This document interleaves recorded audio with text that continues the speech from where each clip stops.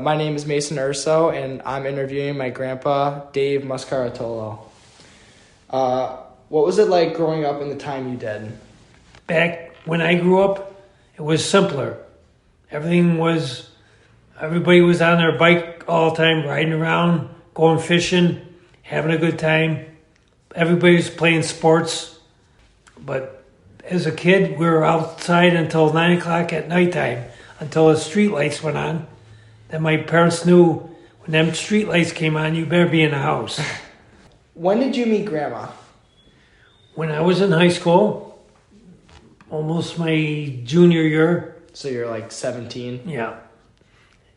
And there was a bet when I was in what they call a black frat. I was the president of the frat. And the guys were egging me out and says, check out that one girl. I said, yeah, I'm gonna take her out. And everybody bet me I wouldn't, and I did take her out. And it was Grandma. And I ended up marrying her. Oh. So she came to the Philippines. You got married in the Philippines? And yeah, we got married in the Philippines. I didn't know that. Did you go to college, or did you go right to... Yes, I did. Where'd you go? Electronics. I went to ECC. I started off with a mechanical at ECC. And then I branched over to more of electrical end of it. You joined the military. What branch did you join, and when did you decide you were going to join? I joined the United States Air Force back in 1977, April of 77. And Why? Why did you join? well, I sensed that I was walking and going the same areas all my life. I sometimes looked at the areas I walked over and did it over and over again. I said I needed a change. Right. You went to the Philippines, right? Yeah. And Australia. I went to Philippines, Australia. What did you do in the military? I kind of forgot. I was a jet engine mechanic, so I repaired jets, F-4s, F-5s. What made you go into the military? Well, Was there I anything went in the military, so when I came back, I couldn't afford my college. I couldn't afford taking courses, so the military paid my courses. And When I came out with a GI Bill. They paid for my college when I got out. What was the first thing you did when you got out of the military? Know what I did. That's what I had to do. Right. I always had to find jobs. So when I left the military, I worked prior to going in. I worked a union job, and they saved my job while I was in the military.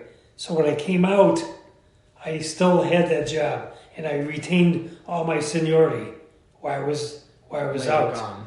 So I had to go back to that job, and I ended up going back to that job for another 10 years. Do you have any stories about your experience in the military? Or in the Air Force? Well, it's unlike anybody's ever going to know. Back when I was in the Philippines, they had martial law, meaning if you were on the streets and it was past... Oh, you would get arrested. 10 o'clock, no. You could not go... I couldn't go back to the base. I had to stay in the building or wherever I was. So I had to stay there all night. If you got caught walking around at nighttime, they arrested you and put you away. You had one child growing up, my mom. How was that like? She was unique. She was unique. She was a good girl. She was unique. And she was special. Right. I mean, you had 3 grandchildren. How was that like growing up with 3 of them? That was unique too. Each one of them are unique. I have a grandson he's very unique. His name's Mason, and he has my middle name, David. When I was young, I hated fishing. I hated everything about it. I didn't like the way the fish flopped around and how slimy and scary they were. I got poked in my hand one time from a fish when I was very young, and I was scared to do it ever since. Unlike me, my grandpa loved to fish. He would fish every chance he could. When I started getting older, he would take me on fishing trips super early in the morning when the sun was just starting to peak above the horizon and the birds were still sleeping. He would start to teach me how to hold the fish the proper way, how to learn how to bait the slimy, squirmy worms onto the sharp metal hooks, and learn how to be patient while waiting for the fish. Now in my life, I love to fish.